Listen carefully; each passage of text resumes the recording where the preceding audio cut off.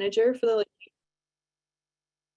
My name is Vivian Meade, and I am the Program Manager for the Latino Heritage Internship Program, and I'm going to pass it on to the rest of our staff. Shelda? Hi, everyone. Hello from Puerto Rico. I am Shelly Diaz Mendes. I am the Program Manager for Mosaics and Science at Environment for the Americas. And I'll pass it to Chanel. Hi, everyone. My name is Thevarajah. I'm the Internship Programs Manager with Environment for the Americas, and I will pass it to Paulina. Hi, everyone. My name is Paulina Gutierrez. I am the Programs Assistant here at Environment for the Americas. And I think that's all of us from the EFTA staff. Awesome. And I'm going to pass it to Crystal Gailes, who is our speaker for today. Hi, everybody. Sorry for the delay. I'm working off of 3 screens, so if my eyes kind of dart to the side, I am here with you, just trying to keep my eye on everything that I have open. Hello, and thank you for joining today.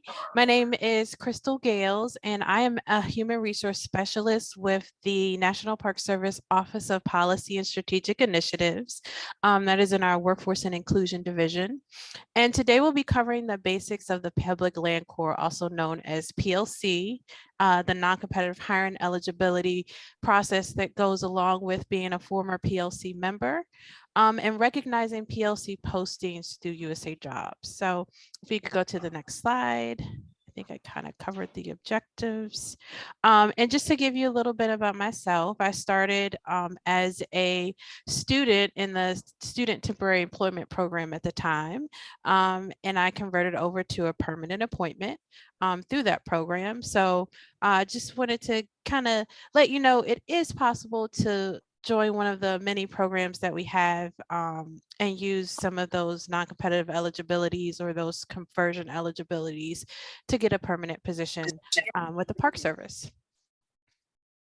And if you could go to the next slide, and you can skip this one, that one's actually out of order. And just as we go along, if you have any questions, if you could enter those in the chat feature, I'll try and answer some of them after the end of each section. And if we have time at the end, I'll answer additional questions that you might have. And anything that we don't get, don't worry. You can feed those through to me and I'll get them to Ernestine or Vivian, and we'll get you answers to any questions that we might not be able to get through today. So this first slide is a PLC infographic that I worked with one of our program areas that actually has PLC. And it was developed as a quick guide to kind of understand what the Public Land Corps is, how former members who meet the necessary requirements can obtain a certificate for non-competitive eligibility to use when they're applying to positions on USAJOBS to get a permanent position with the National Park Service. So this is just kind of a quick look back if you want a refresher as you go through your program. Okay, next slide, please.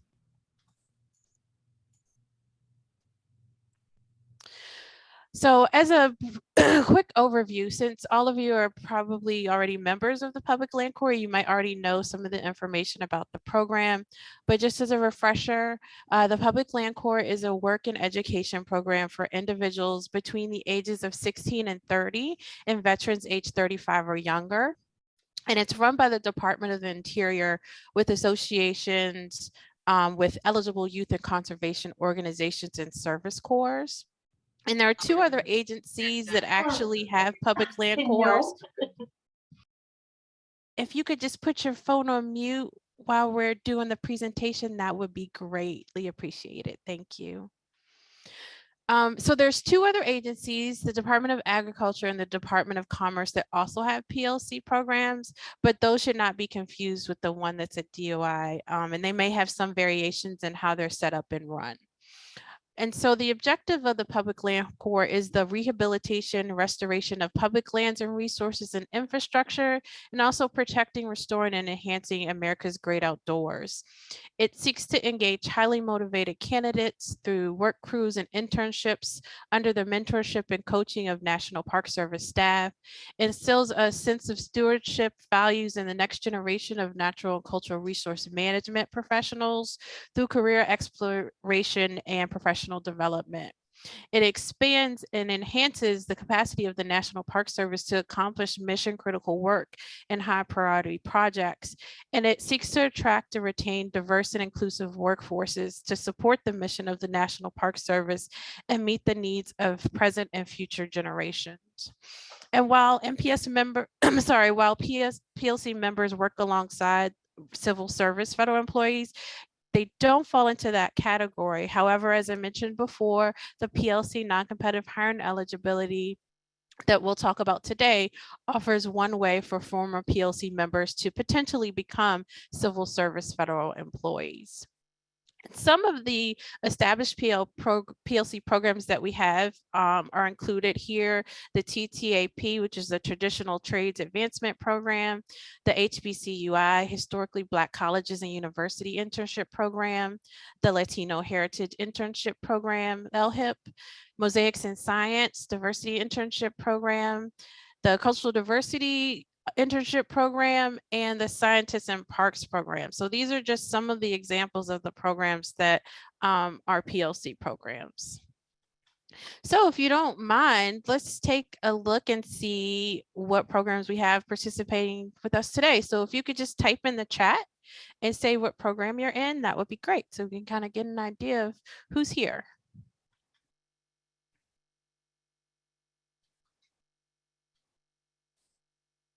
Okay, so we have TTAP, Mosaics in Science, Northwest Youth Corps,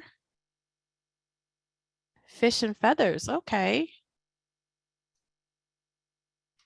Okay, Mosaics, LHIP. Great, we have a nice little variety there. So I'm so glad you're in those programs. If you could go to the next slide.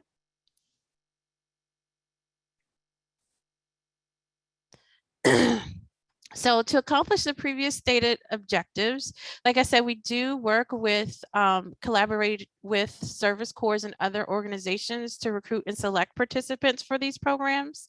And so PLC participants are provided with conservation work and educational and training opportunities. And many of the organizations that we work with are members of the 21st Century Conservation Service Corps.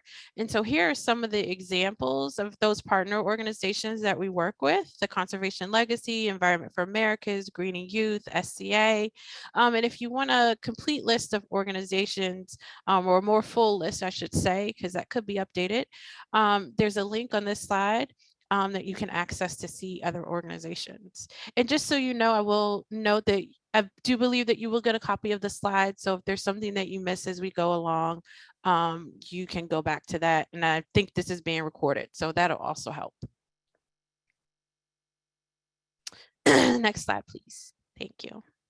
So what are some of the responsibilities that you'll have as a PLC member when it comes to kind of tracking your hours and knowing what's going on? So as a PLC member, you're responsible for maintaining a detailed log of your work as you complete it. And it should include things like your start and end date on your project, the organization and number of hours that you worked, things like that. And this is going to be done via your participant work hours verification form that we'll cover later, as well as the tracking log that's connected to that form. And you can coordinate with your youth or conservation corps, or in some circumstances, the MPS youth program coordinator, to obtain that participant work hours verification sheet that we'll discuss during the PLC hiring authority section. And you can go to the next slide. And so this is a list that has those regional contacts. So because of the changing of the list and the updating, we decided to remove the specific program information or PLC information because it is subject to change. So if you click here on this link, you can go to the Contact Us page for youth and young adult programs, and those will have an updated list of all of the regional PLCs. If you are with an organization that's in our Washington office and you need to know the name of a national program lead, you can reach out to Ernestine White, who's the NPS Youth Programs Division Manager. And so she can get you information on those program leads. Next slide, please.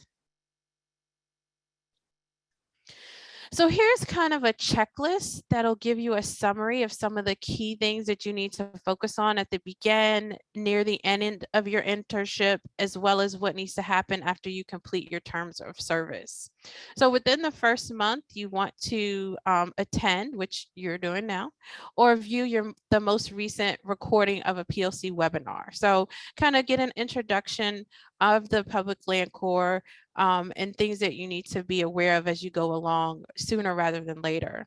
You also want to obtain the fillable PLC work hours verification form and tracking log that I mentioned. You want to do that within your first week. And then you want to begin to routinely track your service hours on your PLC work log. Make sure that you're providing detailed information as much as possible. If you can only get one line on the work form, make sure that you have something that you attach to that if you need to provide more detailed information. Excuse me. So within the last month of your internship, you want to make sure that you have completed for that project the PLC work hours verification form and obtain the key signatures. And you may have multiple forms if you're working on multiple projects. So keep that in mind. And as you work on a project with the supervisor or a park, you want to make sure that you're getting that form completed. You're also going to obtain your accomplishment letter from the site mentor or supervisor. And this accomplishment letter is is needed to record your accomplishments, and it can be used in lieu of a formal evaluation or appraisal that you'll need when applying for certain federal jobs. And so keep that in mind, that accomplishment letter is something that can be helpful when you're actually submitting your application for jobs on USAJOBS. And so after you complete your program, you'll have your 640 hours that are needed for that non-competitive eligibility, or you might have more because you might be in the middle of a project and you need to finish your project out. Whatever that end date is that you're finishing your service period, you want to take your PLC work hour vacation forms. It's going to probably be more than one. I don't know how many people are on projects that will give you the full 640. But then you take that to the NPS Regional Youth Program Coordinators or that program lead for WASO, and they will review that information, approve it, and sign off on your PLC certificate for non-competitive eligibility. So within first month, you want to get your form, make sure you're starting to complete that. Your last month, make sure everything is up to date and all the information is complete. And then after you have completed your program, get that information to the youth coordinator, youth program coordinator, and they'll issue your certificate. Next slide. So now we're going to get more into the non-competitive hiring eligibility. And although closely related to the Public Land Corps itself, the non-competitive hiring authority is slightly different. It's not the same as the actual program. The PLC Hiring Authority allows the Secretary of the Department of the Interior to provide former members of the Public Land Corps with non-competitive hiring status. So think of you're in your program and then you're going to use your non-competitive eligibility being a former member of the program. So it's a little bit different. So the former member must have served a minimum of the 640 hours that I mentioned on a appropriate conservation project or projects with a qualified youth or conservation corps, which you all I think are in, that included at least 120 hours through the Public Land Corps. The non-competitive hire status allows former PLC members to apply and be considered for a job without having to compete in the traditional competitive process. The individual would still need to apply to a vacancy announcement.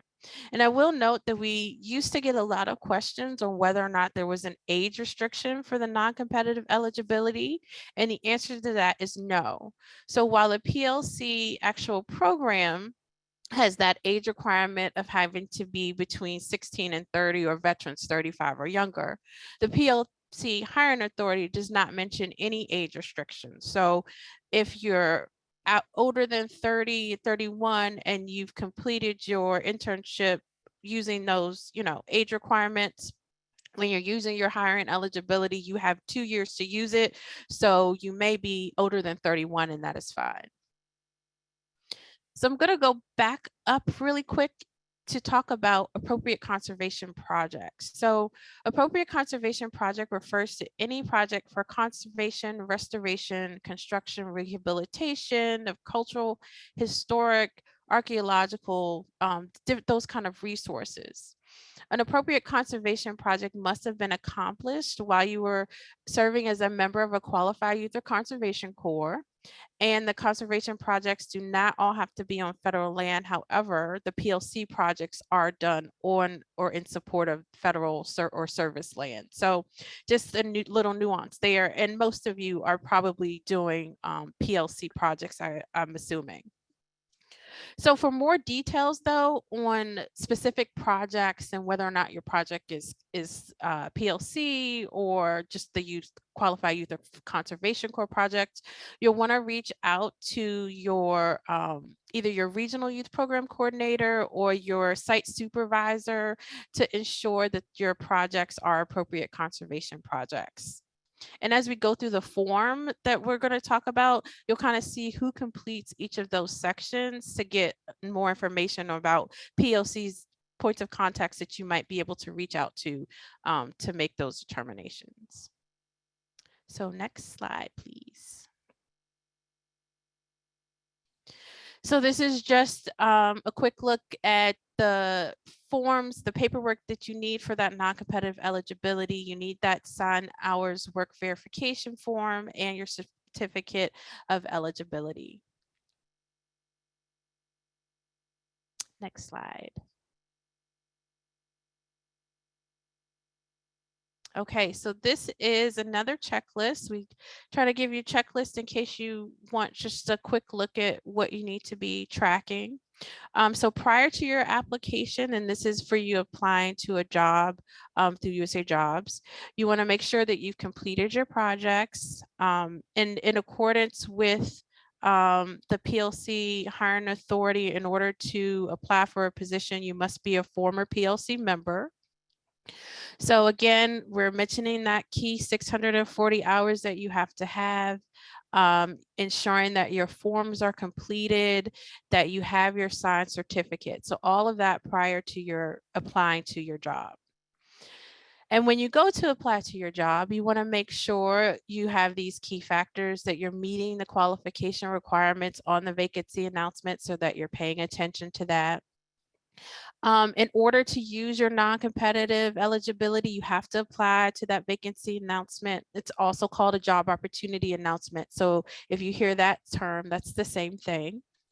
You must meet those eligibility and qualification requirements.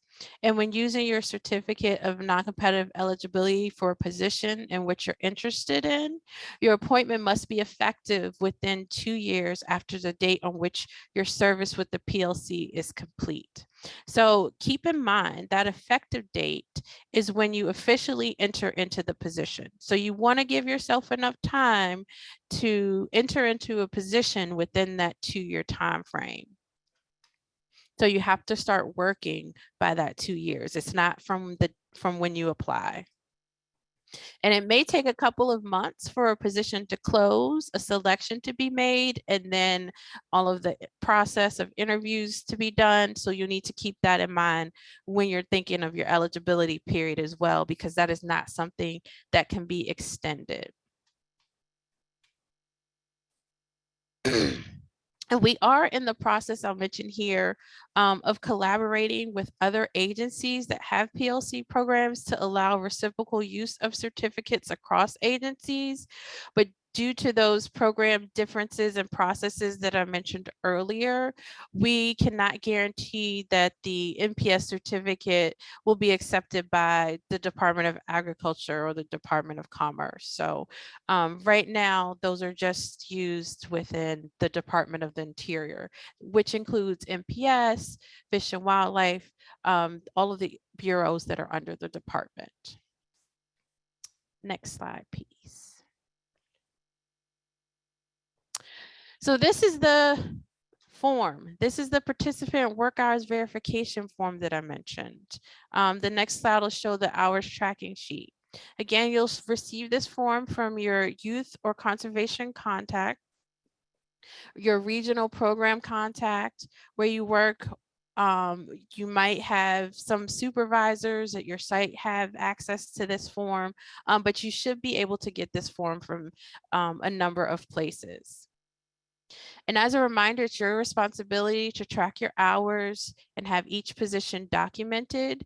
But as you go through, you'll see on the form, if you could go back to the form for me. Thank you. As a participant, you're only completing part of this, top of this. You're completing the top portion. The project supervisor or the NPS partner organization completes the portions from the start and end date through the project duties, and the NPS project supervisor records the satisfactory performance and signs it. And as you complete projects, ensure that each line is fully completed and that your supervisor signs off on their respective areas. This will avoid you from having to track down hours or supervisors once the project has been completed. Excuse me. In addition, the NPS youth program contact may ask that you work with your NPS supervisor or other site supervisor to verify the hours on your work hours verification form before they issue a certificate. So keep in mind, communication is key between all parties. You want to make sure that you know who your regional youth program coordinator is or your WASO program lead is. You want to know who your PLC is for your site. You want to know who the PLC is for your organization, because you might need to coordinate the communication between those parties. Next slide, please. So this is the tracking worksheet that you're going to be completing as you go through and finish your projects. It's called the work log. You want to enter those dates that we talked about, your work duties, the location, and the hours worked. And I have a sample of a couple of lines filled out on the next slide. If you could go to that. Excuse me. So here you can enter dates or weeks. So sometimes if you're working on the same project for the same week, you can just put in the week. For example, planted native species to restore prairie lands. Where did you do that? You want to name your site and the actual location. And you want to put the hours worked. If you're doing things on a day-to-day basis, maybe you're working on multiple duties that aren't related, then you can go in and actually fill in the days, like the second line. Same kind of format for information, your duties, your location, and your hours worked. Next slide, please.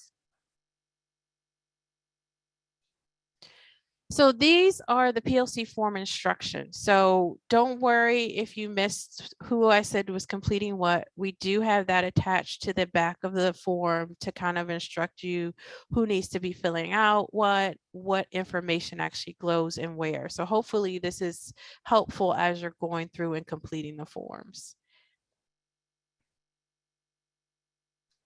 And you can go through the next 2 slides are all of the instructions. I won't go through and read them all for you, but this is that project information. This will help your supervisor to determine the project information.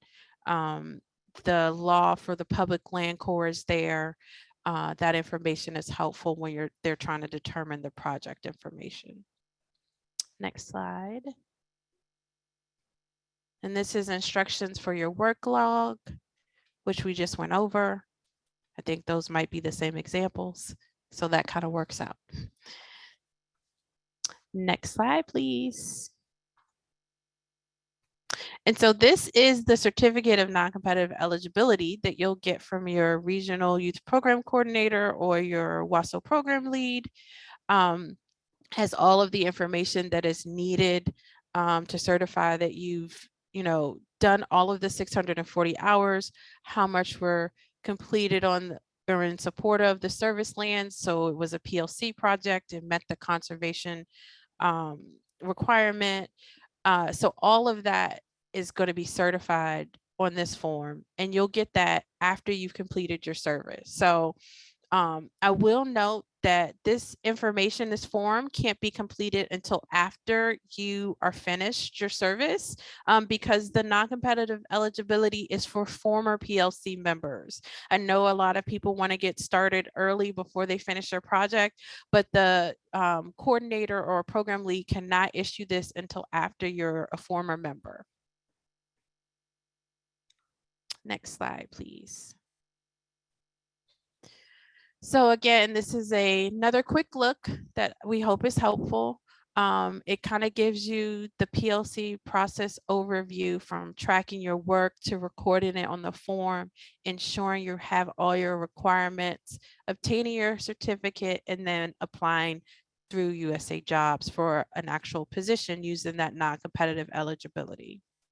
So this is, again, just reiterating the process so that you kind of know what the expectations are. Next slide, please. All right, so I am going to pause. I'm going to take a look at the chat and see if there's any questions that we can answer before I go on to the USAJOBS part.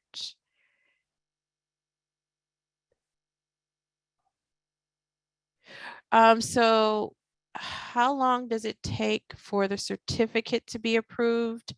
It really just takes as long as it's going to take the program lead or the regional program coordinator the time to verify that information. So like I said, the more that you can help with coordinating who does what, that will be helpful in getting your certificate completed.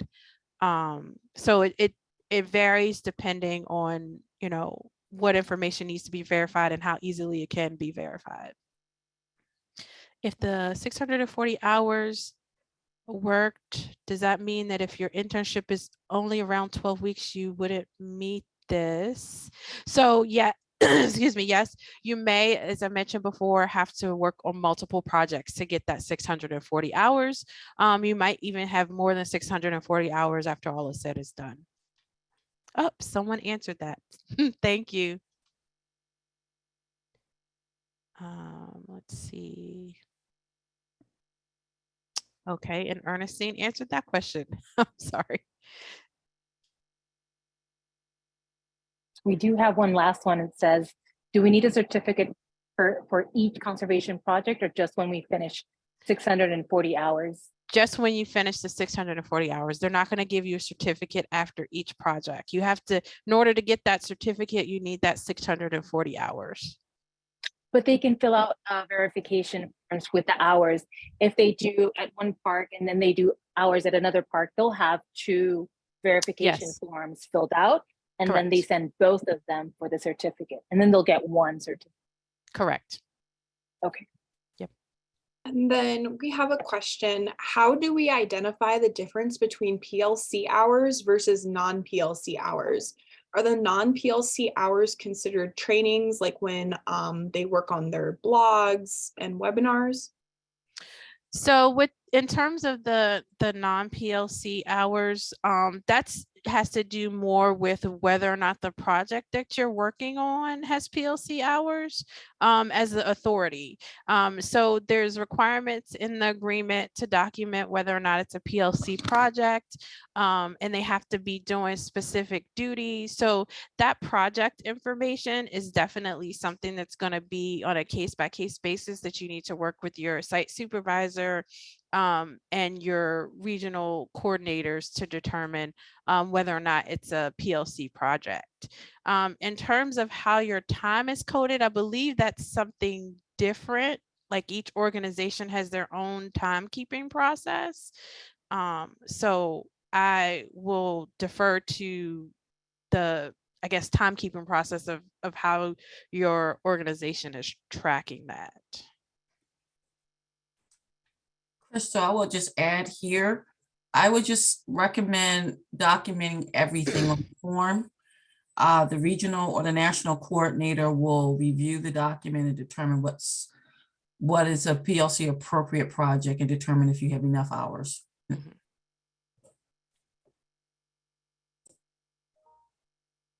Okay. Were there any other questions? Nope. I think that's it. Not in the chat. Not yet. Okay. Okay. All right. So we're going to go on to, you have all your hours done. You have your certificate. Now, what do you do with it? So when you're looking for jobs with public land core non-competitive eligibility as a group that they're going to be accepting applications from. So if you go to the next slide. So PLC is only accepted on specific job announcements. So you're not going to go to USAJOBS and it's going to be a non-competitive eligibility that everybody will be accepting applications from. You really want to hone in on positions that say public land core. I'll go through some slides where we filtered on Department of Interior and typed in the search public land core. And I'll also do a live demo of USAJOBS and kind of walk through the process. So you want to make sure that you're paying attention to where applications will be accepted from. Next slide, please. So this is the USAJOBS homepage. From here, you'll be able to create a USAJOBS account. So before you start applying or searching, I suggest creating an account, even if you just want to start by putting some information in there about your past experience. You have to create an account to apply to anything that we have on USAJOBS. So it all starts with creating an account. You'll need that done first. So as it also explains, a newer USAJOB feature is the hiring path. So if you go down to the bottom, there's a section that talks about here are some of the hiring paths that are unique to help individuals figure out where they would fit. Excuse me. I will say that if you go to the next slide, I'm sorry. Yeah, this is a better picture of it. I will say that I've starred these two areas because this is usually where you'll find the public land core positions, hiring paths for federal employees and special hiring authorities. And this is due to the multiple ways that an announcement can be advertised. You should try to look at both of these types. Next slide, please.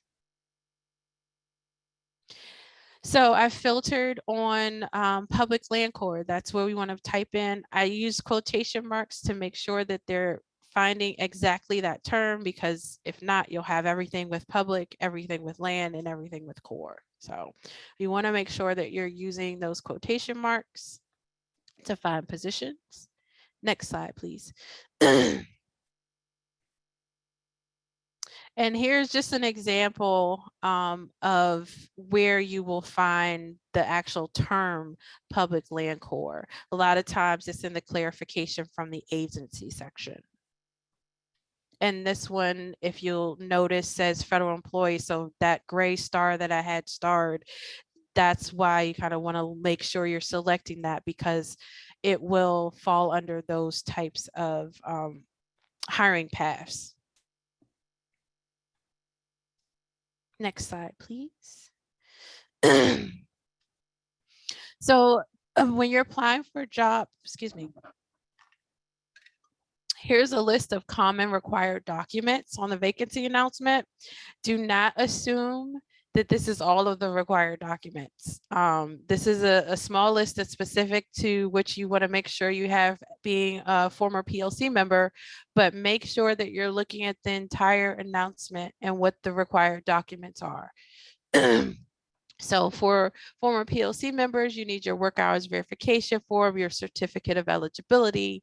You'll need your resume, obviously, other documents in the required documents section. Make sure that you're reading those. Make sure that you have everything. If you want to make a little checklist yourself to say, this is what I need to put in my vacancy or my application package, you can do that.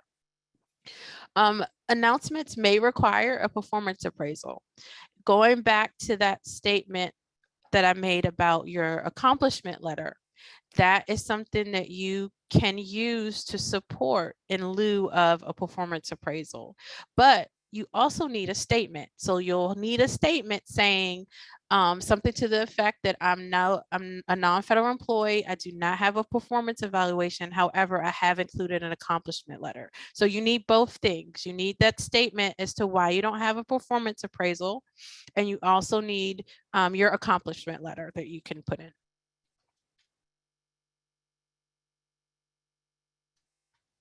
All right, so I'm actually going to do the live demo. Well, you know what? I will go through the last slide. Can you go to the last slide? So these are helpful job seeker links that you can use and go back to for reference when writing your resume, applying for a federal job, going on USAJOBS. OPM federal jobs website, excuse me, is USAJOBS. But they also have a YouTube on how to actually apply for jobs. And there's very useful, helpful links on USAJOBS. Like if you type something in, it's really good at finding key tips and points for those terms.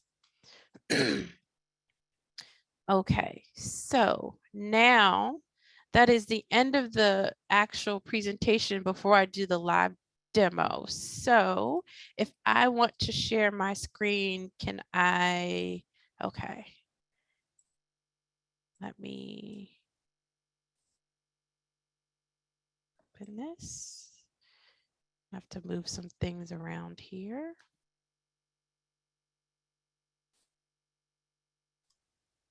I will move this over here.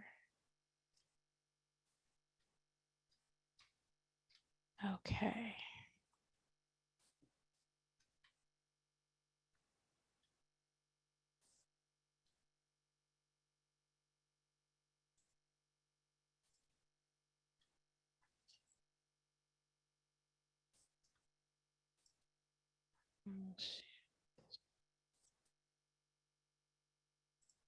Okay.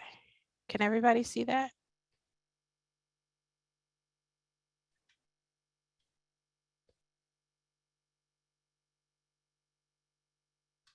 Okay, you can see it now, right? Yes. Okay. So we're going to type in USAJOBS. Here's the page that the homepage. You want to create your profile there. I'm not going to go through those steps, but they have very good information on how to create your profile. And they have helpful links right here. So you can type in public land core as we did, and I'm just going to search. I'm not going to filter anything. So you'll see National Park Service jobs, you'll see Fish and Wildlife jobs, Geological Survey. These are all actually Interior, Department of Interior, Bureau of Land Management, Public Land Corps is in all of these vacancy announcements. So I'm just going to pick one, the park ranger, to kind of show you around. So one thing that I find helpful is to do the print option to kind of get all of the information laid out. Otherwise, it's kind of going to be cut off in some areas, or it used to be. Right here, for example, the additional information. Instead, you have to hit read more. And if you do the print option, you'll just see all of the information on one page. So it's really how you like to view things. I want to make sure that I'm not missing anything. And so I usually do the print option. It's up to you. So here again, the clarification from the agency, you'll see special hiring authorities such as former Public Land Corps. So they are accepting applications from people with those special hiring authority eligibilities. And you'll go down and see the duties. It's a permanent position that's full-time. You'll see the requirements and your qualifications that are needed. Additional information, how you'll be evaluated. Required document section.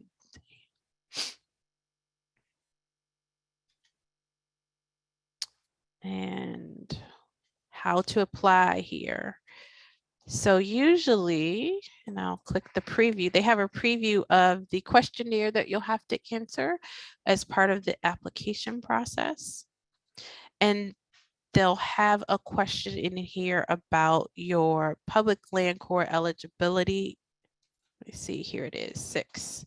Are you a former member of the Public Land Corps? Served the term required for completing a PLC project carried out on federal lands within the preceding 2 years.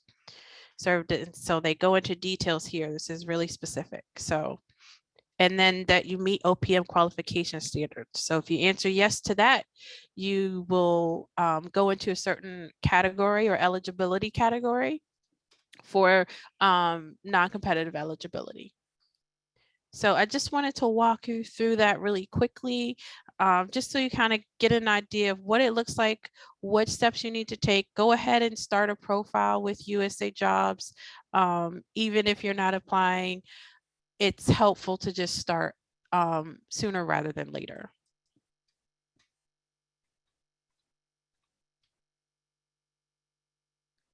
Okay. I don't see any other questions in the chat other than, is the accomplishment letter different from the work hour verification form, which Shaleda answered, and that is correct. So I'm going to open it up to any questions that anybody else has. I hope I didn't go too quickly. I know it's a lot of information, but you can always reach back out if there's something that you need clarification with, if you think of a different question. But yeah, I'll go ahead and open it up if there's specific questions that we want to go through.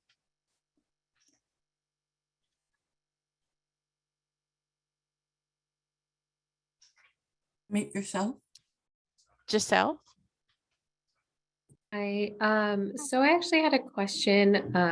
When I had talked to my supervisor about the PLC certification, she wasn't aware of PLC before. So I was just kind of wondering who her point of contact would be if she wanted to get more information on that to see if my project would qualify. I would say to reach out to the regional youth program coordinator for your region. Your supervisor should know what region they're in. Oh, okay. And then if there's some body in your organization that might have access to the agreement that was done between your organization and the site. So I think that will give her enough information to get started. Ernestine, do you have something to add? We will also share this video, and maybe she missed that part during depending on which program you're with during the initial RFP process, but we'll make sure that all of the sites have a copy of the recording as well. Okay, thank you. Yes. Are there any other hands or any other questions? There is a question in the chat box. Does the PLC hiring authority stack onto other things such as veterans preference, or does one trump the other?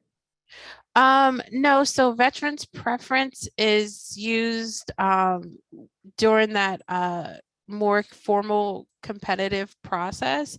The public land court is a separate non-competitive list of eligibles. So it doesn't really trump one or the other. I think that answers your question.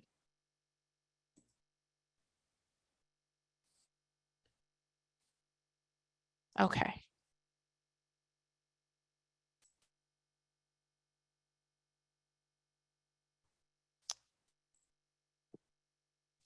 Any other questions anybody can think about? I know, like I said, this is the first presentation. There's not usually as many questions now as there are at the end.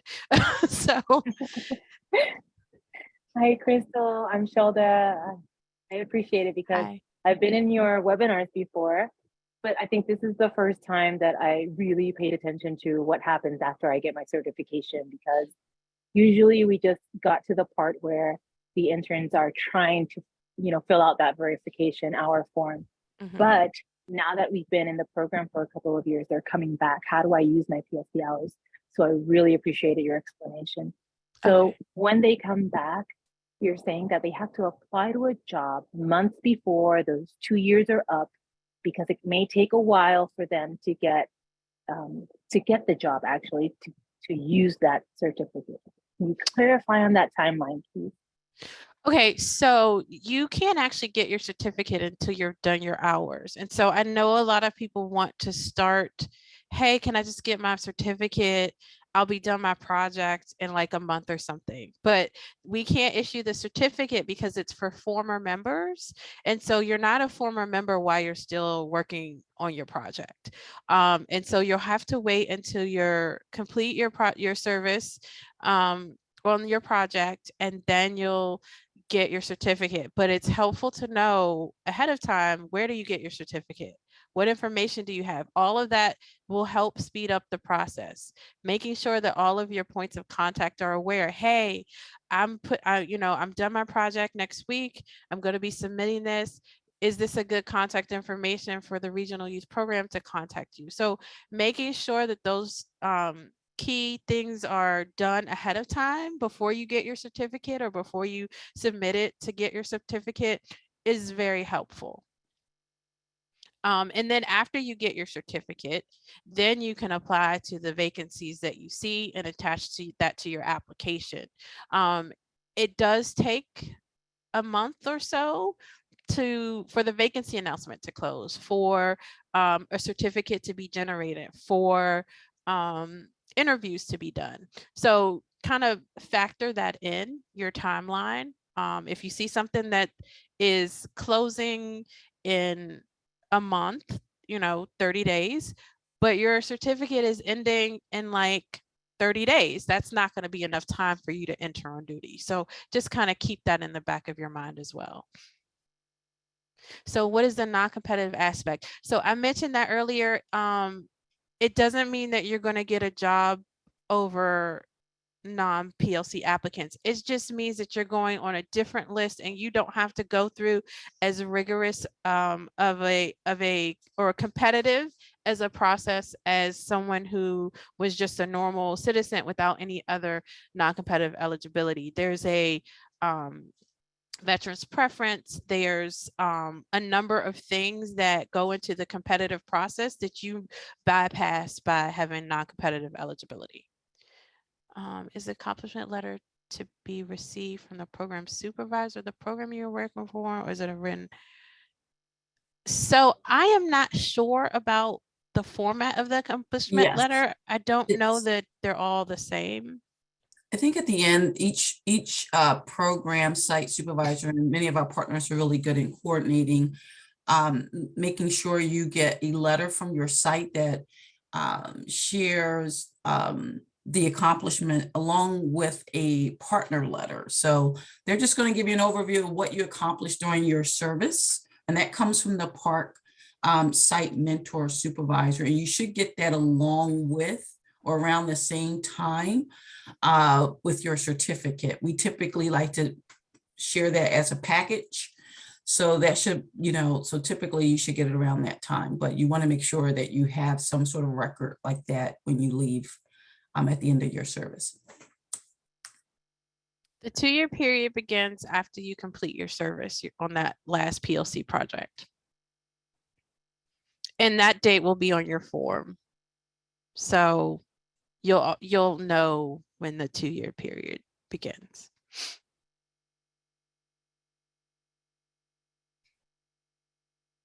Or your certificate, I should say. Let me distinguish that between your form, your work hours verification form, or your certificate will show when you complete it. I would also add, in terms of the accomplishment letter, it should be, I think you have a calendar of activities for some programs. You may want to check your handbook. They may have outlined when you should be expecting to get that letter.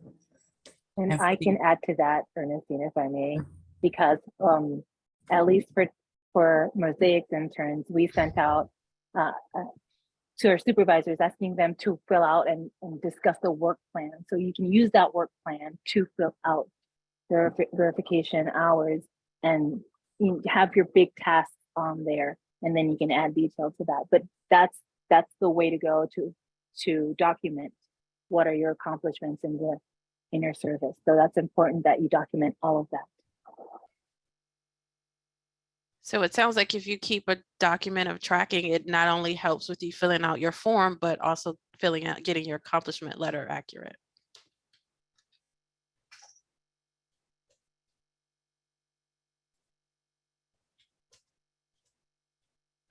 Any other questions? Chris, I know you had a question about how many projects to reach the 640. I would say typically 2 internships if you're not a long-term 20-week plus intern. I think typically our internships last 400 hours. So you may have to do 2. It's good to know. Crystal, is there a digital version of the verification hour form? Yes, it's actually in the there's a hot link for PLC. Let me see if I only have the PDF version. Right. So the PDF should be fillable. Oh, no, I don't have a fillable version. Okay. Let me see. PDF fillable version. Yes, let me, I can get that. Thank you. Will you be able to link it here, Crystal? Share it here? I'm gonna try. Yay. Well, it's on our internet, like, okay. So it's not outside. I think that's why I get it. Yeah, that's why I get it as a PDF. I keep getting, I'm with EFSA. So I can't share Google with you. You can't share some things with me. I think we were able to share the fillable form, so we'll have to resend that, but you should have it on you guys should have it. I emailed the fillable form to someone. I think it was Chelsea one year, but I can email that to you, Vivian or Ernestine. Yeah, both of us would be great. Okay. Thank you. Yes. Let me make a note of that. And for everyone on the call, I'll share that with all the participating sites, at least that we have in our regional coordinator, so that it goes out just in case people don't have it. Okay. As soon as we get off the presentation, I'll send that to you. You do have a question. I don't know if Megan wants to unmute herself. As part of. No. So it will say accepting applications from those with non-competitive eligibility, such as public land corps. So no, even though it's the hiring path says federal employees, that sometimes also has the special hiring authorities on it. And so I just wanted to cover the bases depending on how that announcement might have been done, but you need to look at the clarification from the agency. It has to say that they're accepting applications from those with special hiring eligibilities, such as PLC. So not all of the vacancies that are open to federal employees will have that language. Can you share what the question was, Crystal? I'm sorry. It said clarification about applying for jobs. As part of SCA, not a federal employee, are they able to apply for jobs only open to federal employees? So the answer generally is no. You have to have that statement that they're accepting applications from those with special non-competitive eligibility, such as public land corps, because those might be on the same vacancy. So I don't want to say, you know, if it says federal employees, then no, you can't, because it might be open to more than one. Now, if it only says federal employees and it doesn't have the special hiring authorities or PLC, then no, you can't apply to that, if that makes sense. So you have to look at the vacancy as a whole.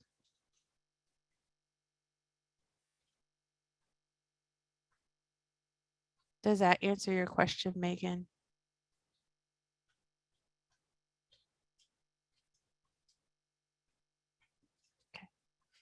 Okay.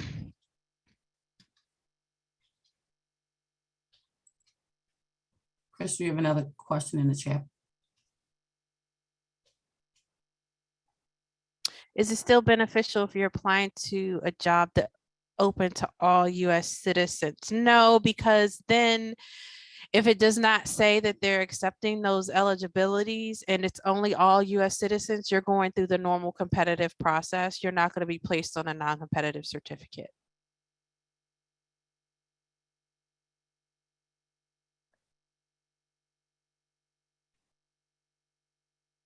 But they can still apply for those jobs. Oh, yes, you can apply. Most definitely.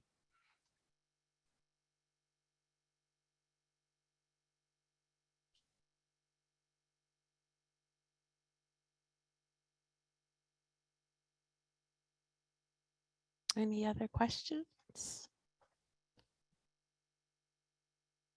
Oh, you feel less confused. I'm glad. As long as you're not more confused.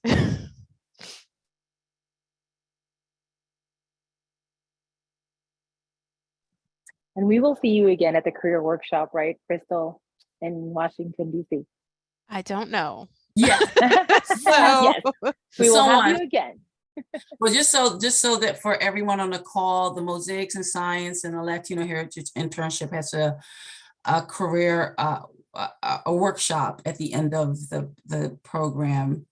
Typically, some folks are still in the field, but we do have one in August and at the U.S. Department of the Interior. So, and I think HBCUI, if we have someone HBCUI on the call, they're doing theirs in New Orleans, and I'm not sure about any other programs. And even if I'm not there, Ernestine knows how to reach me. I can definitely give any information that's needed.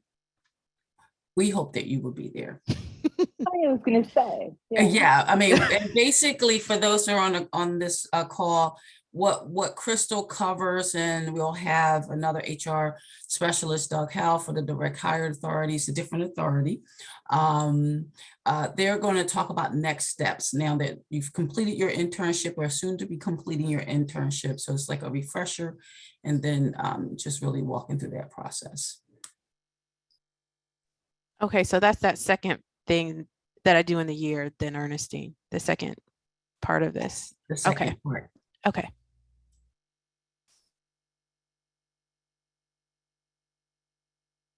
So you guys will get to meet Crystal in person. And she was saying the contacts, at least for Mosaics, it's Chelsea Bidding. And that's the person from NPS side that will help us with the PLC certificates and also the DHA certificates. So it's good that interns familiarize themselves with not just the Environment for the Americas or whoever the partner is, but also the NPS contact that you mentioned, because Chelsea's the go-to for our hiring authorities via the NPS side. I would also Regional. point out that your contacts are in your handbooks for Right. the National Park Service and your partner organization. So please review that. That's a great resource for you. I don't see any more questions in the chat box. I don't see any hands raised. Wonderful. If there aren't any more questions, we can go ahead and stop the recording.